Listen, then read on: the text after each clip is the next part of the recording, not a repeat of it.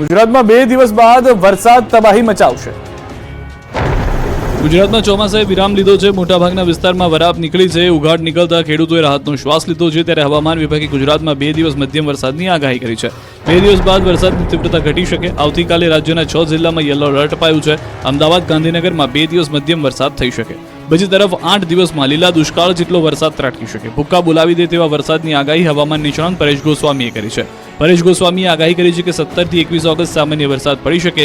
1 થી લઈ 3 ઇંચ સુધી વરસાદ પડી શકે. 22 થી 30 ઓગસ્ટ સુધી અતિ ભારે વરસાદ પડી શકે. 22 ઓગસ્ટથી અરબ સાગર થશે સક્રિય. બંગાળની ખાડીમાં લો પ્રેશર બનશે. અમુક જગ્યાએ અતિવૃષ્ટિ સર્જાવાની સંભાવના. બીજી તરફ બંગાળની ખાડીમાં પણ હલચલ શરૂ થઈ ગઈ છે. ત્યારે દરિયો તોફાની બનશે. વરસાદ ભૂક્કા કાઢશે. હવે અસલી રંગ દેખાડશે મેઘરાજા. દરિયામાં 2 ખૂંખાર સિસ્ટમ સક્રિય થતા ભૂક્કા કાઢશે વરસાદ. ભરૂચ અને સાબરકાંઠામાં 6 સેકન્ડમાં ટાંકી થઈ ગઈ ધડામ. ભરૂચમાં જર્જરિત ટાંકી આંખના પલકારામાં ધડામ દઈને જમીનદોસ્ત થઈ. ભરૂચના જંબુસરના ડાભા ગામે જૂની પાણીની ટાંકી જર્જરિત બની ગઈ. ગમે ત્યારે પડે તેવી સ્થિતિમાં હતી, જેને લઈને તંત્રએ ટાંકી ઉતારવાનું કામ તો શરૂ કર્યું હતું, પરંતુ ટાંકી ઉતારતા પહેલા જ ટાંકી ધડામ દઈને નીચે પડી ગઈ.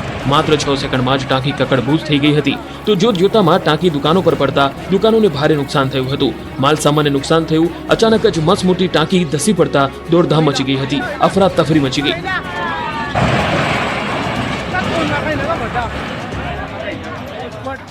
ભરૂચ જેવા જ દ્રશ્યો સાબરકાંઠાના ઈડરના છાપરિયા વિસ્તારથી સામે આવ્યા. અહીં 2 લાખ લીટર પાણીની ક્ષમતાવાળી ટાંકી 4 સેકન્ડમાં ધડામ થઈ. સાબરકાંઠામાં ઈડરના છાપરિયા વિસ્તારમાં મહાકાય પાણીની ટાંકી તોડી પાડવામાં આવી. છેલ્લા કેટલાય વર્ષોથી પાણીની ટાંકી જર્જરિત હાલતમાં હતી. આ જર્જરિત પાણીની ટાંકી તોડી પડાતા સ્થાનિકો તેમજ સ્થાનિક તંત્ર વચ્ચે ચાલતા વિવાદનો અંત આવી ગયો. પાણીની ટાંકી જમીનદોસ્ત કરાતા સ્થાનિકો મટ્યા. ટાંકી જમીનદોસ્ત થતા સુરપુર બરવાવ તરફનો વાહન વ્યવહાર ખોરવાયો હતો. દાહોદમાં આખલાઓનું દંગલ, 4 લોકોના હાડકાં ભાંગ્યા. દાહોદમાં દિવસે ને દિવસે રખડતા પશુઓ અને આખલાઓનો આતંક વધી રહ્યો છે. 15 દિવસમાં 4 લોકોને આખલાએ ફંગોળ્યા છે. આખલાઓના હુમલાથી લોકોના હાડકાં ભાગ્યા. ત્યારે ફરી એકવાર દાહોદની પડાવ બજારમાં આખલા યુદ્ધ જામ્યું. 2 આખલાઓ જાણે એકબીજાના દુશ્મન હોય તેમ યુદ્ધે ચડી ગયા. આખલાઓએ ભર બજારમાં શક્તિ પ્રદર્શન કરતા સપાટો બોલાવ્યો. આખલાઓના દંગલથી બજારમાં સન્નાટો વ્યાપી જાય છે. બજારમાં દોડધામ મચી જાય છે. લોકો જીવ બચાવવા સુરક્ષિત જગ્યા લઈ લે છે. આખલાએ 5 મિનિટ સુધી રોડને બાનમાં લેતા વાહન ચાલકોને પરત ફરવાની ફરજ પડી. આમ છતાં આખલાઓ છૂટા પડ્યા ન હતા. 2 બળિયાઓ એવા લડ્યા કે થોડીવાર માટે તો જાણે દાહોદમાં આખલાઓની દંગલ સ્પર્ધા ચાલતી હોય તેવું લાગ્યું. પરંતુ તંત્રના પાપે 15 દિવસથી આખલાઓ ભૂરાયા થતા 4 લોકોના હાડકાં ભાગી ગયા છે. હોસ્પિટલે દાખલ થવાની ફરજ પડી છે. એક ટીઆરબી જવાનને અડફેટે લીધો હતો. સ્થાનિક લોકોમાં આખલા યુદ્ધને લઈને ભયનો માહોલ છે. પાલિકાની ઢોર પકડ પાર્ટીની કામગીરી પર સવાલ ઉઠ્યા. સુરેન્દ્રનગરમાં લોકમેળાની રંગત જામશે. વઢવાણમાં નહીં યોજાય લોકમેળો. સુરેન્દ્રનગર લોકમેળાને લઈને ખુશીના સમાચાર આવ્યા છે. દર વર્ષની જેમ આ વર્ષે પણ સુરેન્દ્રનગરમાં જન્માષ્ટમીના લોકમેળાની રંગત જામશે. જ્યારે વઢવાણના લોકોએ સુરેન્દ્રનગરમાં લોકમેળો માણવા આવવું પડશે, કેમ કે આ વખતે વઢવાણમાં લોકમેળાનું આયોજન નહીં થાય. સુરેન્દ્રનગર દૂધરેજ વઢવાણ સંયુક્ત પાલિકા તંત્ર દ્વારા પરંપરાગત રીતે સુરેન્દ્રનગર અને વઢવાણ ખાતે જન્માષ્ટમીના લોકમેળાનું 4 થી 5 દિવસ માટે આયોજન કરવામાં આવે છે. ચાલુ વર્ષે સુરેન્દ્રનગર મેળાનું મેદાન તેમજ વઢવાણ રેલવે સ્ટેશન ગ્રાઉન્ડ ખાતે 5 દિવસ માટે જન્માષ્ટમી લોકમેળાનું આયોજન કરવામાં આવ્યું છે, જેના માટે ટેન્ડર પ્રક્રિયા હાથ ધરવામાં આવી હતી. સુરેન્દ્રનગર મેળાના મેદાન ખાતે યોજાનાર લોકમેળામાં કુલ 6 આયોજકો દ્વારા હરાજીમાં ભાવ બોલવામાં આવ્યા હતા અને સૌથી વધુ ભાવ ₹36.54 લાખ મેળા આયોજક હરેશભાઈ અરોરા દ્વારા બોલાતા સુરેન્દ્રનગર મેળાનું મેદાન સરકારની નવી એસઓપી પાલન કરવાની શરતે તેમને ફાળવવામાં આપ્યું છે. જ્યારે વઢવાણ રેલવે સ્ટેશન ગ્રાઉન્ડ ખાતે યોજાતા લોકમેળા માટે કુલ 19 મેળા આયોજકો દ્વારા ટેન્ડર ભરવામાં આવ્યા હતા, પરંતુ વઢવાણ ગ્રાઉન્ડ ખાતે યોજાતા મેળા માટે પાલિકા તંત્ર દ્વારા નક્કી કરવામાં આવેલ ₹56,20,000 અપસેટ કિંમત ઘટાડી ₹46 લાખ રાખવાની માંગ કરી. પરંતુ પાલિકાના સત્તાધીશો દ્વારા અપસેટ કિંમત ઘટાડવા માટે ઇનકાર કરાતા વઢવાણના મેળા માટેના તમામ આયોજકોએ હરાજી પ્રક્રિયાનો બહિષ્કાર કરી બહાર નીકળી ગયા હતા અને વઢવાણનો મેળો આયોજકો નહીં પરંતુ પાલિકા તંત્ર દ્વારા યોજવામાં આવે તેવી માંગ કરી હતી. એટલે વઢવાણનો લોકમેળો ચાલુ વર્ષે બંધ રહેશે તેવી શક્યતાઓ સેવાઈ રહી છે. રાજકોટમાં મળે છે માખીવાળી નાનખટાઈ. ખાદ્ય ચીજ વસ્તુઓમાંથી જીવાતો નીકળવાનો સિલસિલો યથાવત છે. ચોમાસાની ઋતુમાં ફૂડ વિભાગ દ્વારા દુકાનો તેમજ રેસ્ટોરન્ટમાં ચેકિંગ પણ હાથ ધરવામાં આવતું હોય છે. ત્યારે રાજકોટ શહેરમાં ફરી એકવાર આવી જ એક ઘટના સામે આવી છે. રાજકોટ શહેરમાં નાનખટાઈમાંથી માખી નીકળવાનો ગ્રાહકે આક્ષેપ કર્યો છે. રાજકોટના પાટીદાર ચોક પાસે બેકરીમાંથી અશોકભાઈ નામના વ્યક્તિએ નાનખટાઈ ખરીદી હતી. નાનખટાઈ ખાતા તેમાંથી માખી નીકળી હતી. ગ્રાહકે દુકાનદારને ફરિયાદ કરતા તેમણે ઉડાવ જવાબ આપવાનો પણ ગ્રાહકે આક્ષેપ કર્યો. નાનખટાઈમાંથી માખી નીકળવા મામલે બેકરી સંચાલકે ગ્રાહક પર આક્ષેપ કરતા કહ્યું કે નાનખટાઈ બદલી આપવા કહ્યું તો ગ્રાહકે રૂપિયાની માંગણી કરી. સમગ્ર મામલે આરોગ્ય વિભાગ ચેકિંગ હાથ ધર્યું. ચેકિંગ દરમિયાન બેકરી પાસે ફૂડ લાયસન્સ ન હોવાનું સામે આવ્યું. બેકરી પ્રોડક્ટ્સ પર ઘટકોની માહિતી પણ આપવામાં આવી નથી. સુરતીઓ માવાની મીઠાઈ ખાતા પહેલા ચેતજો, આરોગ્ય વિભાગે લીધા સેમ્પલ.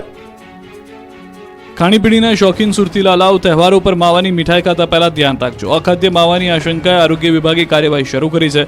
સુરત મહાનગરપાલિકાની આરોગ્ય વિભાગની ટીમ દ્વારા શહેરના 8 ઝોનની અંદર મીઠાઈ વિક્રેતા અને માવા વિક્રેતાઓ ત્યાં જઈને સેમ્પલ લીધા. આરોગ્ય વિભાગ દ્વારા માત્ર માવાનું વેચાણ કરતા હોય તેવા સ્થળ ઉપર જઈ અને ડેરી તેમજ મીઠાઈની દુકાનો પણ માવાના સેમ્પલ લીધા.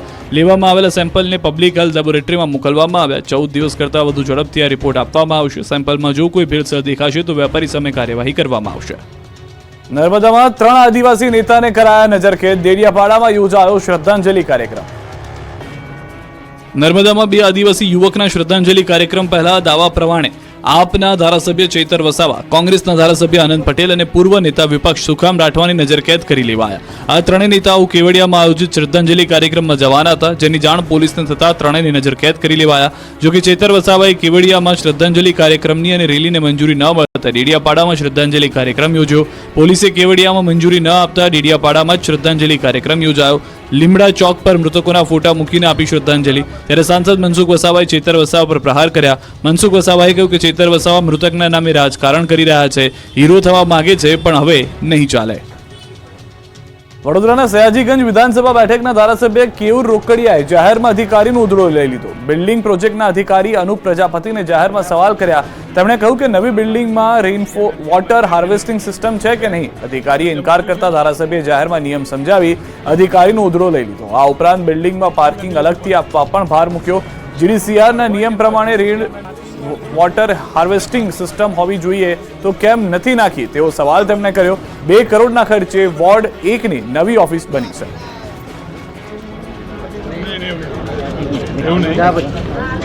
રેઇન વોટર હાર્વેસ્ટિંગ જીડીસીઆના નિયમમાં છે કે નહીં છે તો તે મૂક્યું છે. કેમ નહોતું લીધું? કેમ નથી લીધું? પણ જૂનું ટેન્ડર હોય કે ના હોય, જીડીસીઆરના પાર્કિંગ માટે થોડું શેડ અને પાર્કિંગ માટે પણ એક શેડ ના હા બનાવો એ બનાવી દો. સુરતી લાલાઓ, ઝોલાછાપ તબીબોથી બચીને રહેજો. નકલી તબીબોની હાટડીઓનો પર્દાફાશ. સુરતના વિવિધ વિસ્તારમાં બે રોકટોક ધમધમી રહ્યા છે. ઝોલાછાપ તબીબોની હાટડીઓ. એસઓજીએ શ્રમિક વિસ્તારમાંથી 16થી વધુ બોગસ તબીબોને પકડ્યા હતા. જોકે કાર્યવાહીના થોડા દિવસમાં ફરી આ ક્લિનિક ધમધમતા થઈ ગયા છે. પાંડેસરા, બામરોલી સહિતના વિસ્તારોમાં દર્દીઓના સ્વાસ્થ્ય સાથે ખુલ્લેઆમ ચેડા થઈ રહ્યા છે. ન્યૂઝ 18 ગુજરાતીએ બની બેઠેલા નકલી મુન્નાભાઈને રિયાલિટી ચેક કરતા ચોંકાવનારી હકીકત સામે આવી. BHMSની ડિગ્રી ધરાવતા 500થી વધુ હોમિયોપેથિક તબીબો પોતાના ક્લિનિક ખોલીને બેઠા છે અને એલોપેથી ડોક્ટર તરીકે પ્રેક્ટિસ કરી રહ્યા છે. હોમિયોપેથિક તબીબોને ઇન્જેક્શન લગાવવાની કે બાટલા ચડાવવાની મંજૂરી નથી હોતી. તેમ છતાં નાના નાના દવાખાના ખોલી એલોપેથી તબીબની જેમ દર્દીઓને સારવાર આપી રહ્યા છે. ન્યૂઝ 18 ગુજરાતી આવા ક્લિનિકમાં પડતાલ કરવા પહોંચ્યું ત્યારે બની બેઠેલા તબીબ લાજવાના બદલે ગાજ્યા. ડિગ્રી વગર જ એલોપેથીની પ્રેક્ટિસ કરતા દેખાયા. અમારા સંવાદદાતાએ ગેરકાયદે પ્રેક્ટિસને લઈને સવાલ કર્યો તો તેનો ગુનો સ્વીકારી લીધો. જોકે તેમની દલીલ સાંભળશો તો માથું પકડી લેશો. દર્દીઓના સ્વાસ્થ્ય સાથે ચેડા કરતા કેટલાક તબીબો તો પોતાના દવાખાના બંધ કરીને રફુ ચક્કર થઈ ગયા. જોકે તેની ક્લિનિકમાં એલોપેથી દવાઓનો જથ્થો પણ મળી આવ્યો. કચ્છ જિલ્લામાં શિક્ષણ ખાડે ગયું. શાળા છે, વિદ્યાર્થીઓ છે, પણ શિક્ષક નથી અને શાળાને લાગેલા છે તાળા. શાળા છે, વિદ્યાર્થીઓ છે, પણ શિક્ષક નથી અને શાળાને લાગેલા છે તાળા. આ દુર્દશા છે કચ્છના એક ગામની. બાળકોને ભણવું છે પરંતુ તેઓ શિક્ષકની રાહમાં છે. વાત છે ભુજ તાલુકાના પાયરગા ગામની. આ ગામના લોકોએ વારંવાર રજૂઆત કરી છતાં અહીં શિક્ષકો નથી મુકાતા, જેના કારણે લાંબા સમયથી શાળા બંધ હાલતમાં છે અને બાળકો ભણ્યા વગર ટળવળી રહ્યા છે. પાયરકા ગામે બાળકોમાં ભવિષ્ય સાથે ચેડા થઈ રહ્યા હોય એવા દ્રશ્યો જોવા મળ્યા. બાળકો શાળાએ મારેલા તાળાની ચાવી લઈ શિક્ષકની રાહ જોઈ રહ્યા છે. શાળા લાંબા સમયથી બંધ હોવાથી સ્થાનિકોએ અનેક રજૂઆતો કરી, પરંતુ શિક્ષણ વિભાગ દ્વારા શિક્ષક મુકાતા નથી. સ્થાનિક કહી રહ્યા છે કે શાળા કોરોના કાળથી બંધ છે. તો આ ગામથી 10 કિલોમીટરના અંતરે આવેલા પીરવા